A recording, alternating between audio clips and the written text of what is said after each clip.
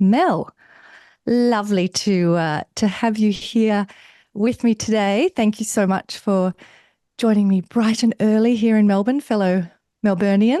Indeed. Thanks for having me. It's lovely to be here and to be able to have this conversation together. I wanted to have you on the podcast, Mel, because you and I have a similar kind of focus, if you like, around the importance of really equipping leaders to do business differently, to come at our work not just in a way that is really driven on growth and scale and making more money, but doing that in a way that serves us as humans and that creates beautiful cultures in our teams. And so when I think about the Jasper Blueprint podcast, and I think of all of the amazing small and medium-sized business leaders out there, I'm really keen for you to share with us today some of the things that you've learned more broadly over your whole career, but I'm thinking in this sort of 15 years where you've been focused more on coaching and mentoring leaders. And so today I want to focus in on this critical aspect of powerful questions to have great conversations, and what does that look like? So before we kick off, I'll just do a quick bit of background on you, and then I'm going to hand over for you to fill in the gaps that I've missed. That works for you. Sure. So for those that don't know Mel Rosenthal is a coach, mentor and educator. And really the specialty that Mel has crafted is around navigating the leadership, culture and people-related challenges that emerge as people and teams scale, which I think most of us can associate with that powerful combo there. Those issues always coming up. Mel's work is with founders and leaders across the world, really focusing on driving growth for companies and the people in them. With the first 15 years of Mel's career in corporate roles, responsible for product, marketing and innovation. And then the last 15 years really in coaching and mentoring with a commercially minded, straight talking, pragmatic approach, which again, people can probably tell why I like you, Mel. Great. So, Mel, if you want to jump in, maybe just give us a little bit of the background from that switching over first part of your career in corporate, going into the leadership space. What drove you to do that? What is it that is really at the heart of your passion and mission in the work that you do to start this conversation and really give us some of that important context? Yeah, I mean, I think my experience is actually not dissimilar to lots of the people that I work with. And that is a bunch of things came together and created an opportunity for me that I just simply couldn't walk away from. So there are things like, I'd worked in innovation, for example, had always had this sort of entrepreneurial spirit that actually comes from my family, from my dad, from my grandfather. So that was sort of running through the blood from very young age. Landed in a corporate career and had wonderful experiences and learnt amazing lessons about business and running businesses and people in businesses from that corporate experience. And like many, got to the point in my career where I was leading teams and facing all of those challenges that leaders do as they climb ladders, and going, actually, the people side of things is where I really light up. That's where, if I think about my best days at work, it's about the interactions I'm having with people in my teams. It's about the mentoring I'm doing of people who aren't in my teams, but are, more broadly in the organisation or in supplier organisations. So I started to sort of think about what that was going to mean for me in a career sense. Then it coincided with being given a coach by the organisation I was working for and really having my eyes open to what this coaching caper was all about, having not really known what it was before, and thinking, this is the most amazing thing, what this has done for me in terms of helping me think through what I want and where my strengths are and what impact I want to have on the world, which all sounds like really big stuff. And frankly, at the time, it really was big stuff to be grappling with. And because of what I got out of it from the coach I was working with, I said, actually, I'd really like to do that for others, which at the time felt really ego-driven and arrogant, if I'm honest, to think someone did that for me and maybe I could do that for others, and then having to front up to my coach and say, I think I'm going to do what you do. Like, that was a very strange and intimidating conversation, to be honest. Okay. She was really supportive, so I was lucky. But it was just one of those things where all the stuff came together at the right point for me. And I hung up the corporate, coat on one day and hung out the coaching shingle, the following week. And here we are, 15 years later. Amazing. So it must have been not long after you made that change. I remember a small group of us in Melbourne that you invited me to, where you started to kind of have some regular lunches and bits and pieces. And I'm guessing steak and chicks, we called it. Yes, that's right. I'm guessing that was probably for you in that transition to make sure you still had a community around you and that engagement with people, and you weren't suddenly isolated. It was exactly that. I suddenly realised that if I spent all day, every day by myself, and I wasn't by myself because I was working with clients, but if I didn't have my tribe, my people and my space, that I wasn't going to be able to do as good a work when I was doing the work, because I think that having that tribe just underpins the work so strongly. And so, I was really lucky that we had such a nice group and we were able to do that. So, yeah. And you mentioned a really important aspect, that part of what connects you with your clients and the leaders that you work with, and probably that makes the advice or the support or the insights that you share to be taken on board more, is the fact that you have had the same experience. You've been in their shoes, you understand what it takes. I agree with that. And I've definitely seen over the years that aspect of what we often talk about as, practitioner-based insight. You're not some academic telling someone, here's how you scale a business, or here's how you should lead. You're saying, I've struggled with this, or this is how it played out for me. I'm wondering, when you think about those aspects over your own corporate career, and then now with this big chunk of time that you've been working with other leaders, what are some of those patterns that you see? And if we kind of focus them in on this really important aspect of the questions we frame and the conversations we have, talk to us about some of the common patterns that you're seeing there, the things leaders are struggling with, how this is playing out, so that we can all, benefit from that and tune into it in our own work. I mean, there are so many places we could start with that question.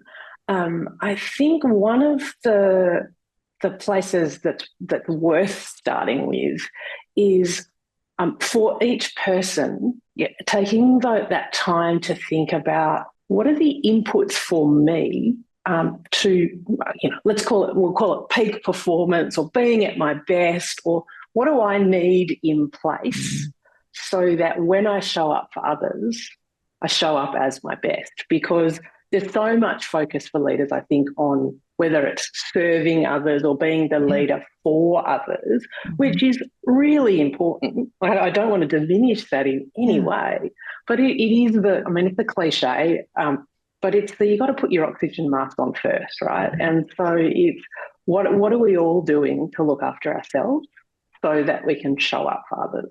And everybody's model is different. Yes. How hard do you find that is for leaders to answer the insight around their own needs and their own, personal answers? Yeah, they know how to answer. So they'll say, like, I know I have to sleep well, and I know I have to exercise, and I know I have to eat well, and I know I need time with my people, and, all of those things. So I think people, generally speaking, have a good sense of what the inputs are. They also have a lot of guilt about enacting them when the choices are, I do it for me or I do it for other. And other could be family members, it could be the kids, it could be people at work, but it's, how do I build the model so that there's room for everyone? And I think that's the biggest challenge.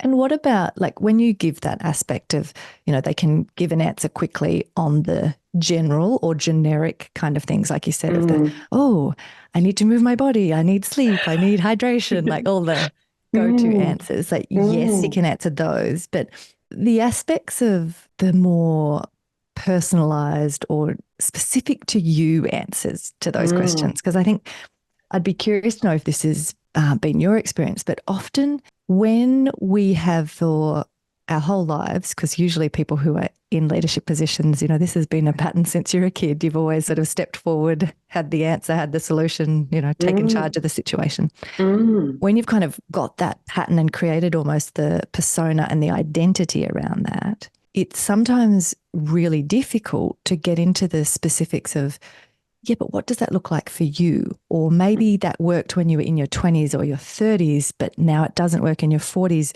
but you've been so vocal or known for a certain way of being. Like some of these shifts, I think, that happen over time in our careers or even just as we mature as people mean that even if we intellectually know some of those generic answers to a question like that, I'm wondering if your experience has been the same as mine, that people's personalized answers to it don't tend to be as quick in coming forth. And I think, you've hit on something really important there, is that, you know, as we age or as we progress, evolve, whether that's in age, in experience, in a, you know, a sense of promotion even, what we need changes. Yeah. And that willingness to create the space and to do the hard thinking, because it is hard thinking. Yeah. To say, what do I need now?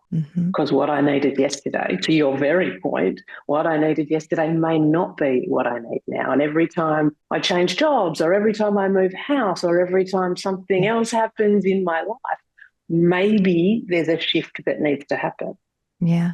Maybe not, but I think it's that taking that time to ask the question, does what I've been doing still serve me?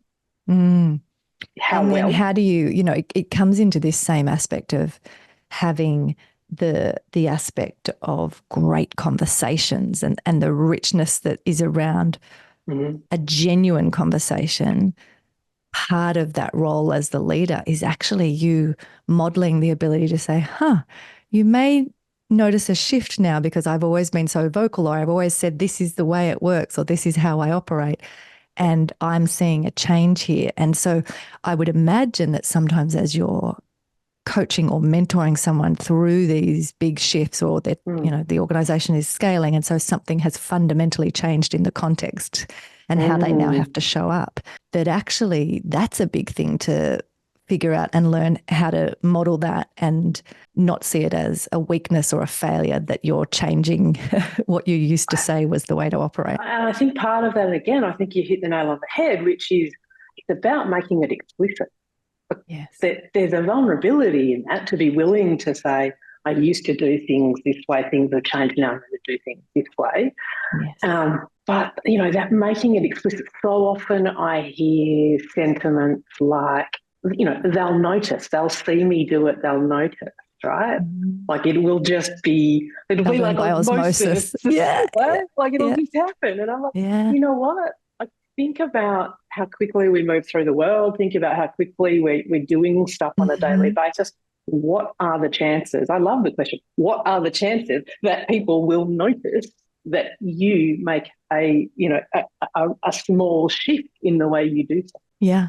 And that's a good question to sort of, for us to stop and ask ourselves, isn't it? Because behind that assumption that it's just going to be intuitive and they'll learn by osmosis and we don't have to make it explicit is actually that assumption that everyone's way more focused on us than we actually, are. It's like, pretty sure they're obsessed with their own life and have their own stuff going on, and they're not watching you and going, slight change there. Yeah. Are there specific things that you tell leaders to start to practice, or ways to begin a meeting or frame something like that? Are there ways that we can gradually step into that slowly? I think it depends on what the rhythms and rituals and habits are within a team.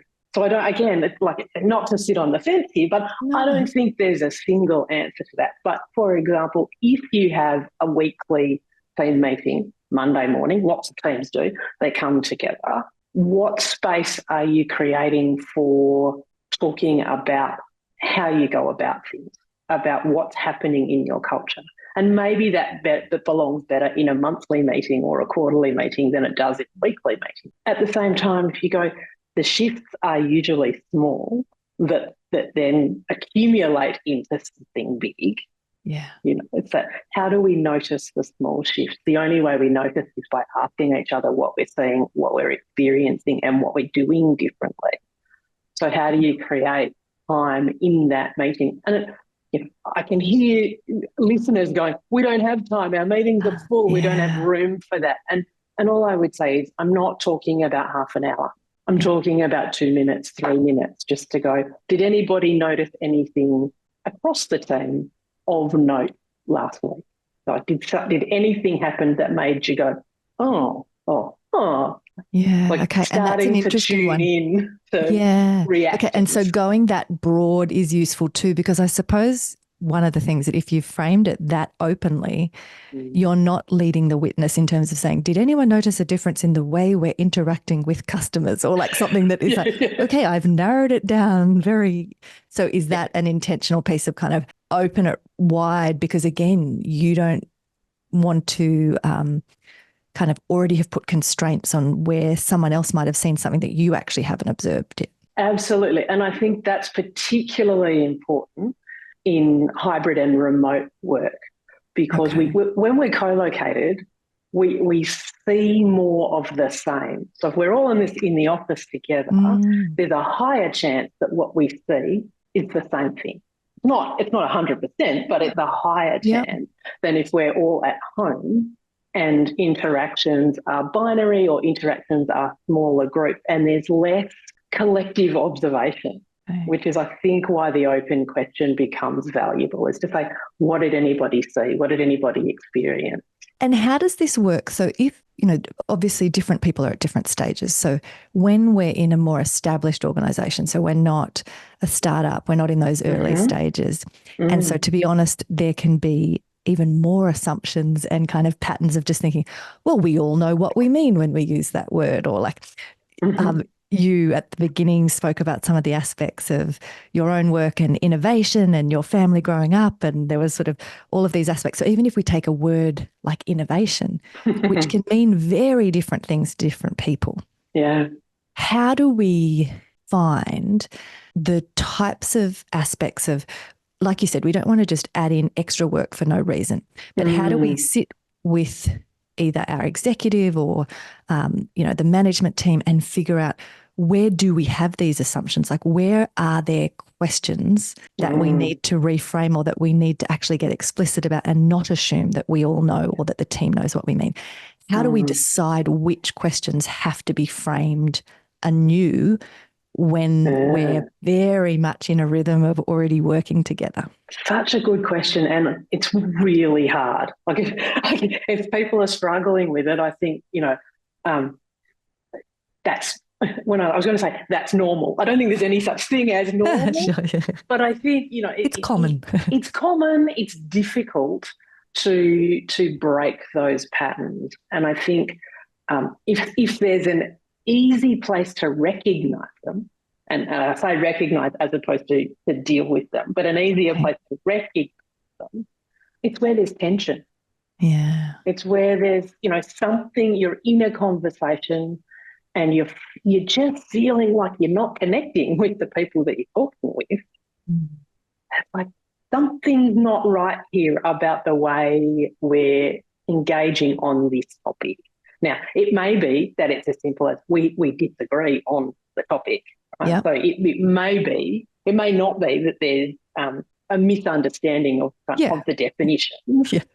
We might have different definitions, right? And let's make it explicit. Good. Let's make it explicit. Let's understand why they're different. Let's understand what those differences are serving, whether they can coexist in sort of harmony, I guess, and still serve us strategically, still serve our purpose, still serve our culture, or whether, in order to serve the purpose, we actually have to make a decision about which one we're going to go down. And I mean, that is the ultimate in strategic decisioning, right? Is that idea of trade-off, the ultimate, the basic economic definition to say, is it this or is it that, and make the call. But in order to do that, you've got to recognise that there's that difference. You've got to delve into what the differences are by asking those questions. What do you mean by that? And where does that come from for you? And why is that important to you? And what does it mean if we do something different for you and for your team and for this organisation? So it's all, for me, centred in curiosity. Which I love. That's one of our family's core values. It's a very important one, the old curiosity. Do you think if we stick with that curiosity bit and the example you just gave of the way that you almost as a leader set the tone in that conversation of asking the questions, do you think that as leaders we should, in these types of conversations or meetings, whether it's with one other person or with a broader group within the team, do you think we should ask questions even when we think we know the answer? So, for example, with some of that piece where you said, oh, what do you mean by this? Or what would that look like? Is part of the practice from that space of curiosity in the way we lead to, even if we're really sure that we know what they mean or we've had that conversation with them or we know what that is going to look like played out, is it just getting into the practice of creating the space for that person to go into more detail or to put some more meat on the bones of what that looks like, so that in our own mind we're sense checking that we haven't assumed incorrectly, but we're also modelling to everyone else of like, let's not just say, yeah, that's a great idea, and then we all go off and implement slightly different versions because we weren't clear. Like, is it just the practice of asking a question even if you don't think it needs asking? So yes and no. I think the question always needs asking. So I think if you think the question doesn't need asking, I would challenge yourself to think about why you think that. Because if we go back to the idea that, change is constant, what you understood yesterday may not be right today.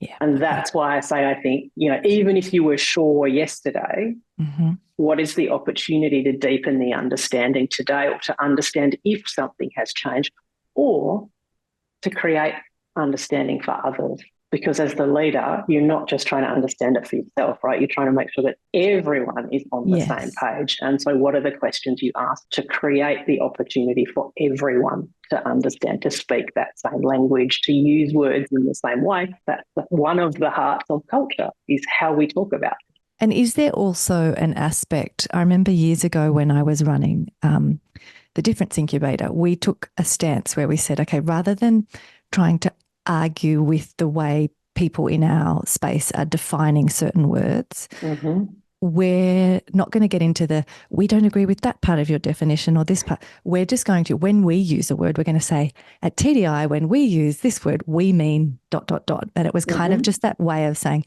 don't get drawn into who's right, who's wrong. Just go, I'll be really clear when I use this word. You might be thinking a different definition or what someone else says. Here's what we mean. Are they kind of the types of things you're talking about in terms of creating a culture or having the shared language? It's just we don't need to be so black and white or dogmatic around, and we are right. It's just saying we're being really clear on what we mean. And there's an incredible discipline in that, right? The discipline in the first instance to decide on that definition. And then part of that conversation is always an interesting one. Right? And how you resolve what that is. If you and I are working together and we're going to take the approach you just outlined, and we pick a word like strategy, or we pick a word like innovation, and we say to us to me it means X, and you say, well, to me it means Y, and how do we then navigate what X or Y or X plus Y or X times Y is going to equal? So there's that discipline, I think, the decisioning. Yes. And then there's the reinforcing, like the communication of it, the introduction of and the repetition of, and the commitment to stick with it, at least for as long as it makes sense. It's not to say you don't change it, but if you're saying this is what we need for the next 12 months to serve where we're going and who we're going with, these are the boundaries of how we're going to think about this thing. Yes. Then if you start as the leader, if you start pushing outside that, then how can people follow you? Yeah. And this is probably an interesting place for us to let's get into the practicalities, because if I think about what you've just described, part of what emerges is that as the leader, if we're looking at this topic of, okay, how do we frame powerful questions? And if we're trying to have these great conversations and create this culture so that we can build a robust business, we can grow, scale, all of those things. There's some layers to it, right? So there's the piece around actually figuring out what are the questions that we need to design or frame here. So what are those questions? Then there's the piece you spoke about of, okay, how do we create the space for the conversation to even decide on the articulation we want to have in this organisation around that conversation, and who should be part of that conversation. Then there's the kind of sharing of that information more broadly, and that really important aspect then of the repetition. So if I think of one of the authors who I love, who I've used for many years, is Patrick Lencioni, and he talks about, from an organizational health perspective, when you do all of this work, there's then the piece that he refers to as over-communicate clarity. So you don't just have to get to it, you've got to over-communicate it. But if I think of this sort of the layers that we've just walked through, sometimes it's actually really important when we get down to that over-communicate clarity, that it's important that we make sure we have shared this to the right levels of the organisation, where the managers or the people who are working with others every day can be reinforcing that over-communicate clarity, because we don't necessarily have enough regularity of interactions with people that can stay with us. And also, if we go back to those aspects of our tendencies as leaders, we get bored and move on to the next thing. We think something's obvious. So I don't know about you, but I'm in the category of, I often think, oh my goodness, I've already said, do I actually have to say that again? I've moved on and feel like, well, I'm treating you disrespectfully if I repeat something I've already said, but I'm projecting where my brain's at onto, no, it needs to be repeated. So I'm wondering, just to kind of make this really practical, if we can pull these things apart, can you talk us through, when you think about the aspect of powerful questions, if you're in an established organisation and, there's a leadership team or an ownership team, a board that are meeting, where do you think it sits that who needs to be part of framing or naming what that articulation is of the questions we're going to ask? I think, the articulation, I think the first step has to sit with the executive, because the executive, I think, will be challenged by the board and will be encouraged by the board, but the board is going to be looking for the executive to say, what's your plan? Where are you taking us? And either, yes, we, kind of approve of that. How are you going to mitigate the risks that are, that are coming in the package with that? And have you gone hard enough? Can you grow more? Those kinds of questions sit, I think, at that board. But the executive then saying, well, this is what we believe. This is why we're doing what we're doing. This is what we believe to be the best way to get there. So I think, the executive needs to be asking those to decide. questions. And so how do they go about, in the curiosity kind of vein that you spoke of, how do they go about unearthing where those tensions are, where there is not clarity on certain things? So how do they really proactively draw out how they decide on, okay, here's some areas of mismatch or some areas of amazing opportunity or some risks? How do they draw that out of their team and the broader organisation to be able to get those questions identified? Well, I think it's in the questions that they ask, right? Great. Not to be. No, I love that. Yeah. So what do they ask to draw it out? Yeah, I think it's, what's working well is always the first one, because I see a lot of these. You start from a negative place, and I think it's really important to ask those critical, analytical questions. But it's also really important to say, what are we doing? Well, where do we feel like as an organisation and as groups of humans, where are we at our strongest? Where are we absolutely nailing this?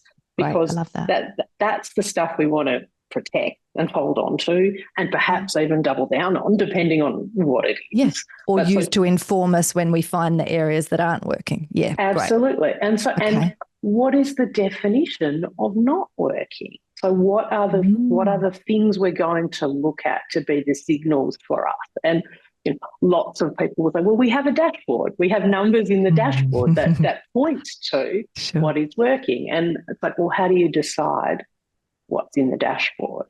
And how do you make sure that you trust the data that's coming to you in the dashboard? Because and to your point, any data that we have is only as good as the questions we asked in the first place. Were they the right questions? Are they the questions we need answered? So all of those pieces are still...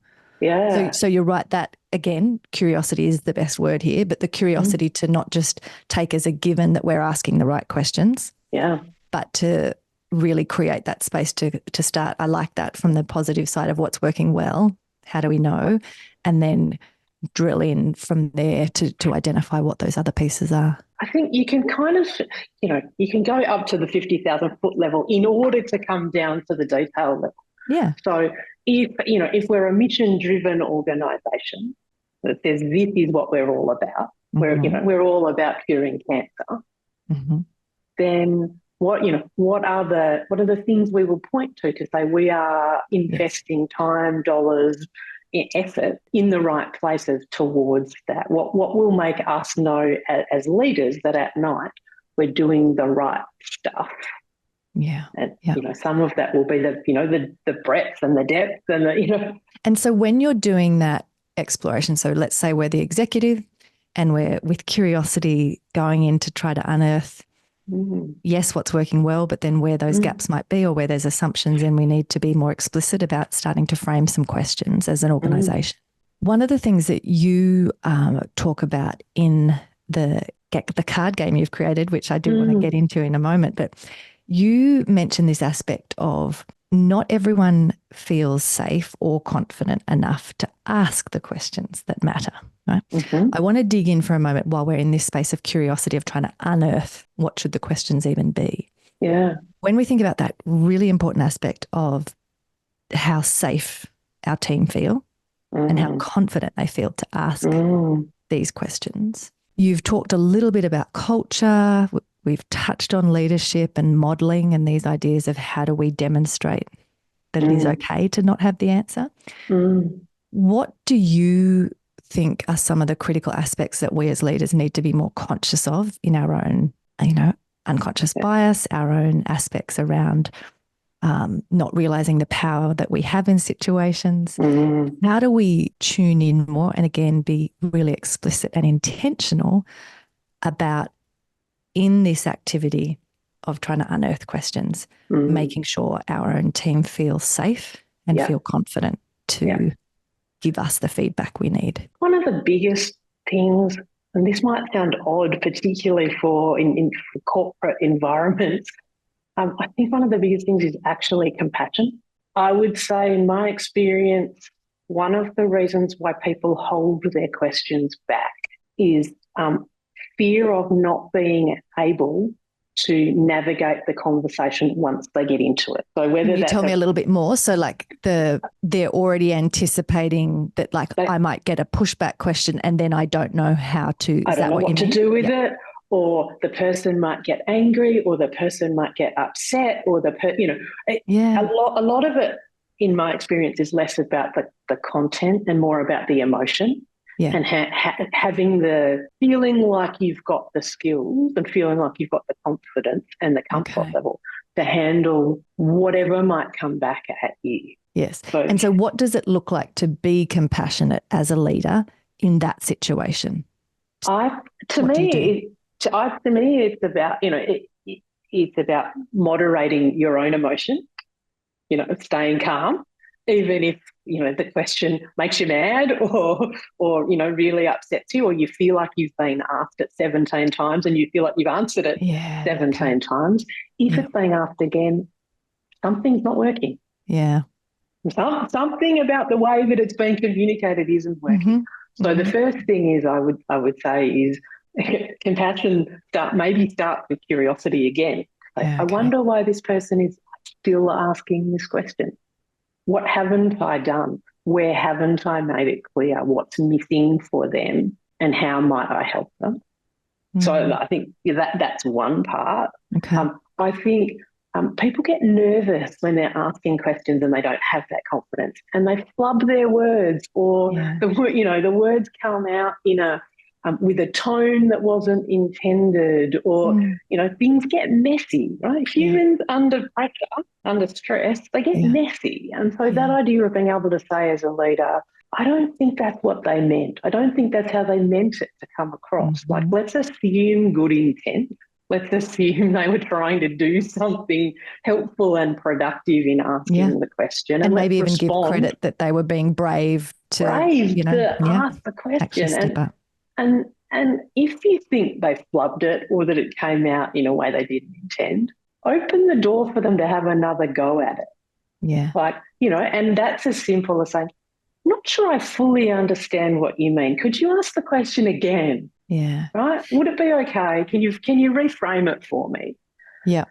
Is there an aspect of this, Mel, which actually starts to highlight that if we want to be able to have better conversations within our organisations, that we need to take a more I was going to say layered approach, but almost that we need to pull this apart a bit and dig into the elements of what are the actual skills that different team members, leadership included, need to be able to have better conversations, frame more powerful questions. What are the settings where we actually build those skills so that it's not a high wire act where the first time someone gets to practice this is like, oh dear Lord, I'm in front of the whole team and now I've made a total fool of myself. Because I think sometimes when we are through the looking glass and we've forgotten what it feels like to have no power or to be in a more junior position, we actually aren't fully honouring just how scary it is for someone to do this work. And even just the modelling of it or doing it yourself is not really sufficient if fundamentally there is a lack of not even just confidence, but a lack of skill to do that in the first place. So great, you could start modelling it. But sometimes then I think we're unrealistic and think, well, I've been modelling this for 6 months, so why is still no one speaking up in meetings? I've given them an opportunity to ask, do you know what I mean? Like there's a pulling apart of that. And you spoke about the fact that you in your corporate career had that opportunity to be given a coach to work through some of this.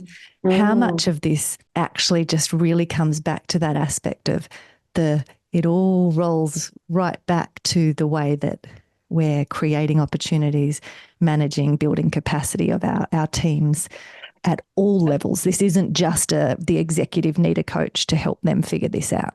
It's far from it. I think it's absolutely at every level. And that's actually why I created the cards, is because it's a hard place to step into without a habit, without a ritual, without a tool.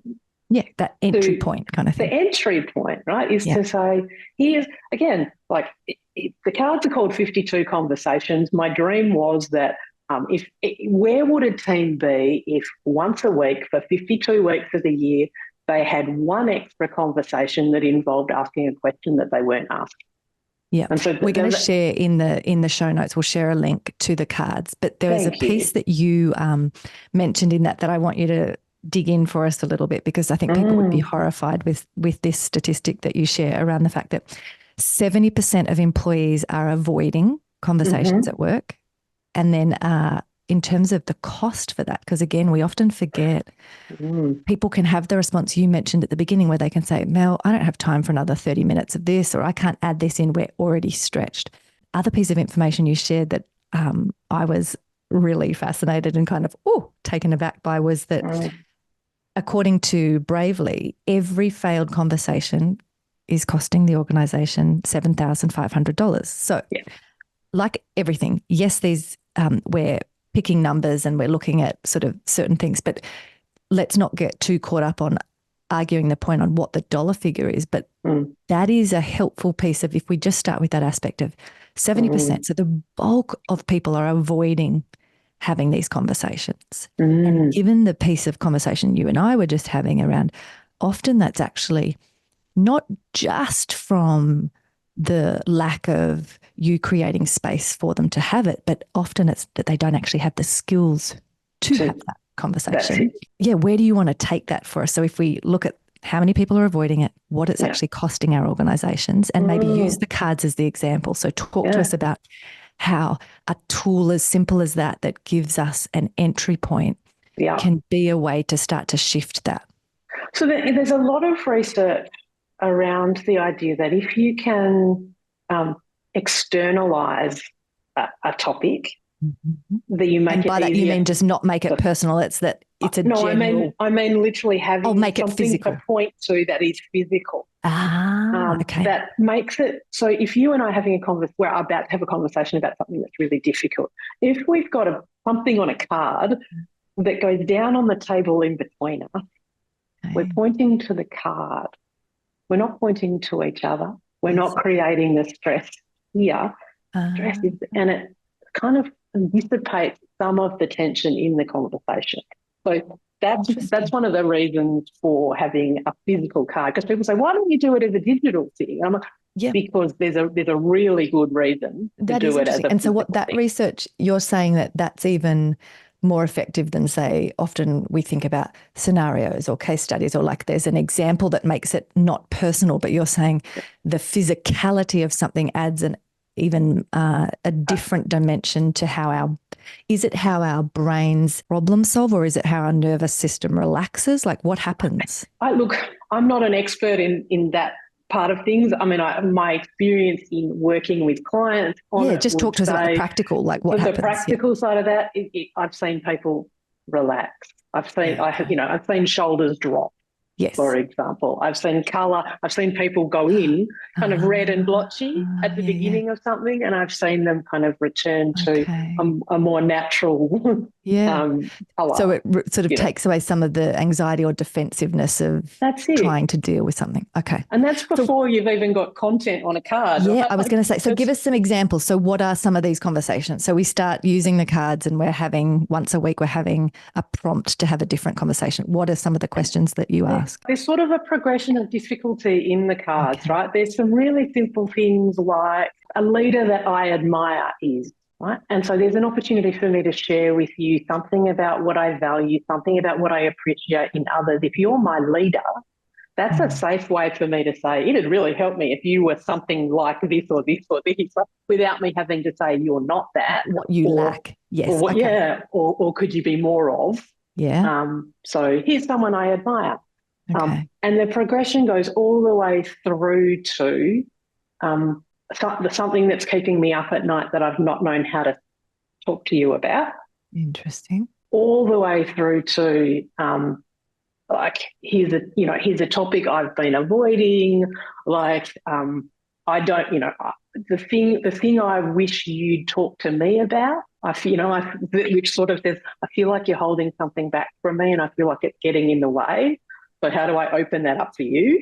Yeah. Are some of the questions, how are they laid out in terms of, because some of these examples you're giving, I can see how they would work in a one-on-one conversation, but they might be a bit full on in a group. Like, are there different questions that you ask, or are they all for one-on-one conversations?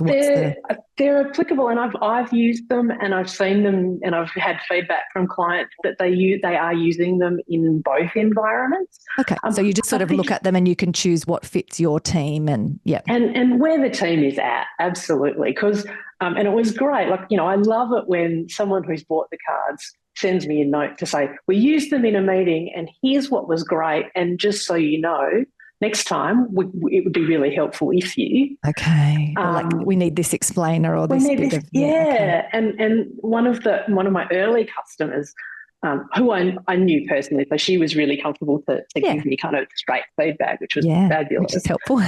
She said, the questions do vary in difficulty, and some of them as a starter are really intimidating. So it would be helpful if you gave us more put the guidance. Little chilies on them, like, this is one chili, two. How hot is the question? She said, we pulled out one because there's lots of ways you can use them. You can pull a random card, for example, and just use that for the conversation. She said, we pulled a random card in our Monday meeting, and everyone kind of pushed back from the table. And somebody was courageous enough to say, can we pick another card? We're not ready for that one this morning. I was going to say, because I wonder whether there's almost something. So let's say, there's a business leader listening and they want to get the cards and use that as an entry point. When we talk about this aspect of the culture we want to create, or I'm someone who's always talking to people about needing to get clear on their core values, the behaviors, how we actually show up and how we make decisions around here.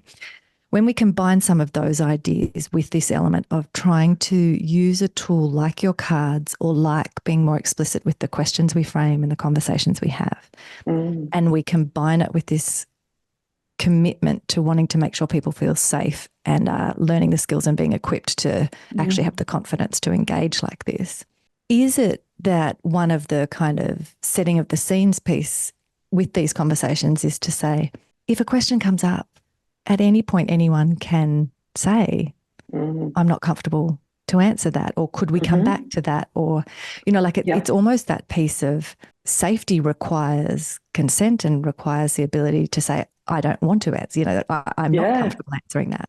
So it's almost, I would imagine that part of that role of the leader, it's not just modeling and kind of steamrolling through something, but it's creating that space to actually maybe use, if we go back to your point before where you said to us that if as an executive, for example, we're trying to unearth what are the questions, you ask a question and you feel that whole team push back. That's an interesting data point for you to go, really interesting. Okay, we may not be able to answer that question today, but I can't ignore the fact that triggered something, right? Like, what was that about? I think about it in parallel to the way I think about my job as a coach, particularly when I'm doing one-on-one coaching. Yeah. And that is to say to a client, it's my job understanding why you're here and the goals that what success looks like for you out of coaching. It's my job to create the framework for us to have those conversations. It's your job to tell me where the boundaries are, because it's my job to push you and to challenge you and to say, either bigger, more different, to kind of, it's about expansion of thinking or of possibilities. But it's your job to say, you know what, Mel, too much, too hard, too far. And I think that that's the parallel here, is to say, as the leader, if you're creating genuine safety, then people will be okay to say too much, too hard, too far. Are there things that you've seen leaders do where I've just had a mind blank, I can't remember the author's name, but there's a book called Multipliers. I don't know if you've read Multipliers. Basically, one of the pieces that she talks about, there's two of her books that I've really loved. But anyway, in Multipliers, she talks about that we can be what she calls an accidental diminisher. So that it's not that we're intentionally, lowering where our team can operate, but sometimes in our desire to clear the path or make it easier or whatever, we end up shrinking and accidentally diminishing what a team is capable of doing, and then be frustrated because we feel like I've always got to come in and take over or set things up. Have you seen things emerge when you look at the way a leader starts to try to ask these questions or engage differently with the team? Is there anything we need to be careful of where we can merge from modelling or leading the way by showing vulnerability and answering a question ourselves first, and how it can accidentally merge into us starting to be diminishing our own team's ability to lead or shape or actually feel they can have the ability to say, I don't want to answer that question? So are there some things that we need to be aware of? What have you seen happen there? Well, this might sound counterintuitive, but I have seen leaders overshare in their personal experiences and kind of trying, again, with really good intent, being deeply, deeply vulnerable, and it absolutely frightening people. Okay. So do I have to be... do I have to be that vulnerable? Do I have to be that vulnerable? Okay. Everybody, and I don't want to be. I don't want to be. I don't feel like that's me. I don't feel like that's how I want to be at work. I realise that some people want to bring all of themselves to work, Yeah. That's not a part of me I want to bring. And I think, what we're aiming for here is for people to feel free to bring the bits they want to bring, but not the pressure to bring bits they don't. Yeah. So being really careful. Can you only learn that through practice though? Like are there things, or is that something you can work through with a coach, or maybe practice with the executive first and have other people say, maybe don't go that far, Bessie? Yeah. Like, how does that work? I think it is about having some sort of calibration, and also being really clear about what is the intent in the communication. Okay. So is it, and I've heard this in conversations. Well, if I'm vulnerable, I'll show the team it's okay to be vulnerable. And so I'm going to tell them all this stuff about me. And also then they can support me. And it's like, hang on a minute, that's not necessarily their job. That might happen, but. Yeah. And so that goes into the piece you said of like intentions might be good, but maybe how do we, in the preparing for or going down this path, how do we be tuned into, am I now actually just dominating and taking up even more of the airtime? Am I either scaring people because now they think they have to go somewhere they don't want to go? Am I making them now be fearful of that the organisation is led by someone who doesn't know what they're doing? Like there could be all of these flow-on effects of like, okay, this is actually really unhelpful. So what would you advise? Because sometimes, sit with the fact that if we go to those aspects of identity or persona or where we might have our own issues as a leader around how we show up, it could actually then now on the back of what we've just said feel like this is too risky or too scary to even step into this space, because what if I then stuff that up or I undermine my authority or I do make the team more fearful? So are there aspects that you would advise us to think about or reflect on or get support on as we learn to practice this different way of framing questions and having conversations? It's like practicing any new skill. How do you build the learning curve in a constructive way? So what are some small steps? So if I think that my development area as a leader is to be a bit more vulnerable so that I can open that up for my team, who are my trusted colleagues that I can share that with and bounce off my approach and get some feedback about my approach? So start with a smaller group of chosen Start small, people. start safe for yourself. Yeah, yep. Explain your intention to the team so that if you step too far, they'll at least understand what you were trying to do. People are very forgiving when they understand, intention. Yeah. And maybe this is an aspect that's a little bit like, I always talk to people about the difference between core values as an organisation and aspirational values. And maybe as we're going into these types of conversations, that setting of expectations with the team is to say, this new way of having a conversation or a richer way of having a conversation and creating here in our culture the safety and the skill set that we are actually all confident enough to have these conversations and not avoid them is something that it's our intention as the leadership to build up and to get to a place where this is just natural for us. But we want to admit that right now we're in the very, we are novices that are trying to figure this out. And so maybe part of what you're talking about in your work here and the use of tools like your cards, the 52 conversations, maybe this is that opportunity for us as leaders again to just name the space we're in and not try to claim that we're some experts at this or that we've already mastered it, but to just say, this is where we are, we're on a journey. And as you said, set that piece of, make it clear, here is my intention, but I'm not necessarily great at this yet. And what would be the question we want to ask ourselves as we progress from core, I'm assuming core is where we are today. Yes, towards aspiration. So if we are on a journey, to say, where are we today? We're at the beginning. In 3 months' time, when we revisit the question, where are we today? Are we closer or further away from our aspiration? Because if we're trying new things, if we're having different conversations, if we're working differently, some of those things might work brilliantly and some of those things might not. So it might not be a straight line. It often isn't. So making sure we're taking those pause moments to reflect, to say, is what we're doing working?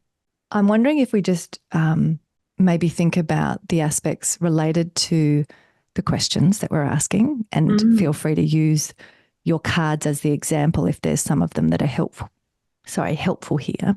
But if you think about a question and the framing of a question, that what the barriers for us might be as an individual leader, as opposed to what those challenges might be with a team, what is your experience and how would you go about kind of starting to work into that? So, for example, could I use your cards to ask myself a question, like just as a private reflection? That's kind of a journaling exercise. Like you start with, how do I even answer this? What do I think about this? And then it moves into the team. Like, does it have that fractal nature of we can ask the same question, but at a different level? Absolutely. I was talking to a team last week about exactly that, why not take those cards, and the ones that, especially if you find one and you go, that, I don't know the answer, or I don't feel comfortable with that. That'd be a great one. Yeah. Why don't I feel comfortable about that question? Why can't I answer it? Is it important that I answer it? What does it mean if I can't? Yeah, okay. Those sorts of things. And so you can absolutely progress from individual to team to, function even. Like it can expand, definitely. And there are questions in there like, what's the biggest thing that's holding us back right now? And that's often a fascinating one to see what different people think are the issues. Yeah. And, there are some obvious obvious answers that will pop up. We don't have enough money. We don't have enough people. We've all heard those, but over and over and over again. But if we set up the context for the conversation to say there are some things we have to hold fixed for now.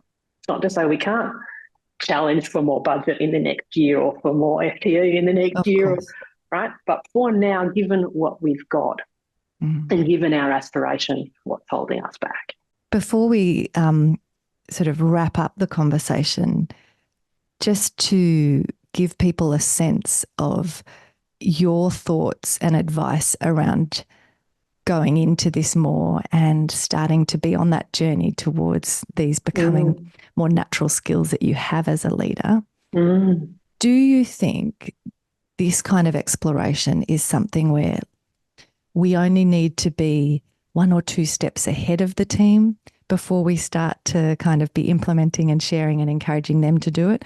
Or is it something that we need to sit with for a longer period of time and have a level of mastery or confidence in before we're sharing it? Where do you sit around how you advise the people you work with? I think that's going to depend on the level of confidence of the individual leader and how willing they are to be vulnerable. I've got some clients I work with who love that the vulnerability of not knowing. Of like learning together kind of thing. Yeah. I had one client I worked with and he was new to an organisation and he said, there's a whole lot of crazy stuff going on across a very large team. I want to wrap my head around it really quickly. Can you do a series of focus groups with my people? Ask them a whole bunch of questions. Okay. And he said, I want you to debrief me publicly. So I don't want any heads up on what the feedback is. I want all of the team to come together and I want you and I to sit on a couch and I want you to tell me what they said. And I went, and process that. Yeah, brilliant. I love that. Like that's a one-off, right? That stuff does not happen for me regularly. And I was like, I tip my hat to you, man, because that is seriously I think that's wonderful. Yeah. Risky but beautiful leadership behaviour. Yeah. And then there are others who'd say, I really need to practice this and I really need to feel safe and I really need to be in a spot where I feel strong in order to lead my people through this. Yeah. Both are absolutely valid. I would say go where you feel strong, go where you feel confident because that will resonate with the people. And maybe this brings us in a beautiful way full circle back to that aspect of when you were talking at the beginning around us as leaders figuring out like what do we need and where are we at, and not just having generic answers, but getting to a place where we have our own personal answers. Yeah. This as one of the aspects that you want to build into your practice, that you need to build a skill set in, is going to require you to take that time to figure out, where am I at? Like, how do I want to engage from here? And just like we're trying to create a culture where our team feel safe and confident to do things, we also need to have that. And there might be reasons why in certain conversations that does feel like it's too edgy and will actually push us into a territory where we need to have a little bit more practice and skill before we go there. And then there may be other situations like the client you just mentioned where we go, no, I have enough robustness in my experience in this area that I can do it on the fly in front of people and not feel that this is so risky that it's actually dangerous. Like it's kind of that pushing the edges a little bit, but knowing yourself well enough, which is probably a really lovely place to kind of draw the conversation to a close around that aspect of, in any of this, we're wanting to have that double whammy of we're finding ways to build our own skills as leaders and be more effective in our leadership, but also then to make sure it doesn't stop there, that we then create a platform for those skills to be built and that confidence to be created. Because as you said, and as some of the statistics that you share, this is limiting the input we're getting. It's slowing down our speed of even identifying problems in our organisation, let alone getting feedback and input that could help us tap into opportunities, grow and scale. So there's cost, there's risk, there's a lack of opportunity, which all should really be enough to make us kind of pay attention to this. Are there any aspects that that I've missed or that you want to touch on that are important to this aspect around questions and powerful conversations? I think we've hit on it from the sides, but there's one word I don't think we've used at all in the conversation, which is authenticity. That idea of, and I think you've hit on it without saying it, but that idea of be you. Like you can't be anybody else. Yeah. And so the way you show up as yourself. Don't try to be somebody else. Don't feel pressure to be a kind of leader that you're not. Build your leadership as who you are and what you stand for and what you believe in. Makes the job a lot easier. Well, also I think when there's a dissonance there, it's the same as the problem when we say something's a core value and we actually undermine ourselves because everyone says, I do not see that present here. No. The same would go with this aspect.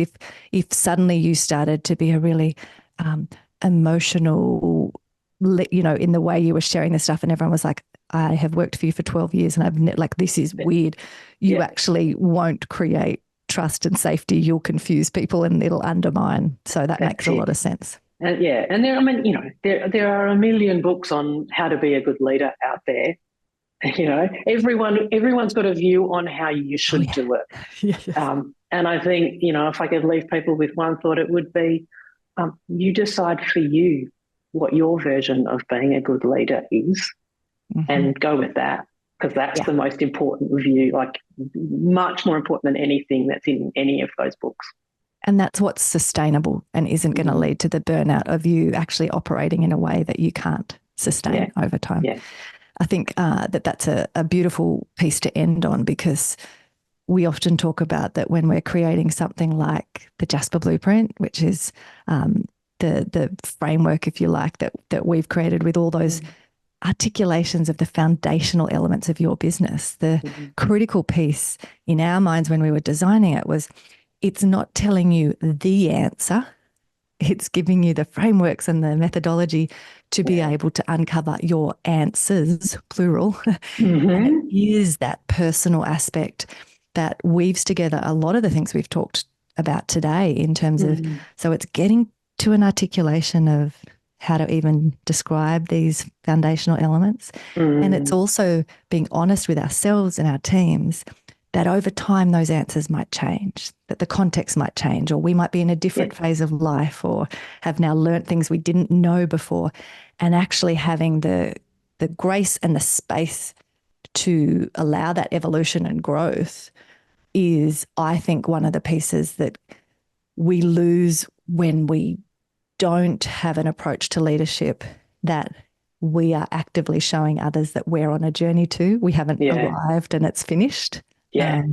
And that's where the fun is. Yeah. It's like the adaptation. It's pretty boring if you're already there. Yeah, absolutely. Yeah. Oh, I love that. Well, thank you so much, Mel. We will share in the show notes for the podcast some of the links for people who want to have a look at your 52 conversations, the cards. Thank you. And so thankful for you sharing that with us. Such an important skill set and practice that we need to develop as leaders. So really appreciate your time. No problem. It was a pleasure. Thanks so much for having me. Thank you.